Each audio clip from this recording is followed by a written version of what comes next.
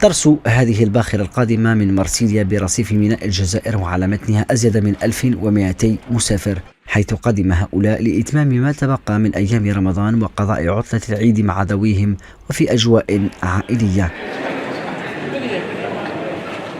الحمد لله الحمد لله، إجراءات مع الجمارك مع رجال الشرطة، الحمد لله والله الحمد لله. كون شاء الله تودي ماركت الحمد لله. لا سيزا يتسمى هو اللي سيزا روحه، ماشي المسؤول اللي سيزا، هو سيزا روحه يجيب فوق العدد. انا جبت هرم فاليزات وري ما عندي والو، جايب لي الشيكولا لوليداتي والفرماج لوليداتي والحوايج.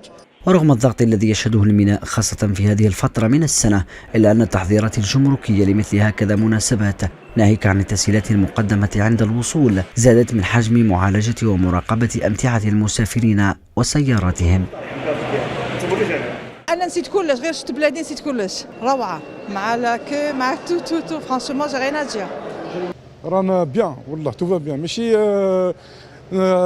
زياده ولا نو، سي لا فيغيتي دونك حقيقه.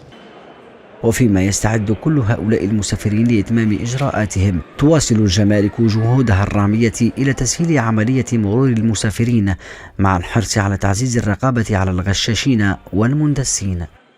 تم تكثيف وتعداد الأعوان والضباط الخاص بالمكلفين بتفتيش المسافرين، خاصة في مواسم الأعياد والشهر الفضيل وموسم الاصطياف قادما إن شاء الله. وبالرغم من تحسن مستوى المعاملات الجمركية الموجهة للمسافرين خلال المواسم السابقة، لا سيما فيما يخص تخفيض الأجال وتسهيلات أخرى بفضل تطبيق رخص العبور الجمركي الإلكترونية.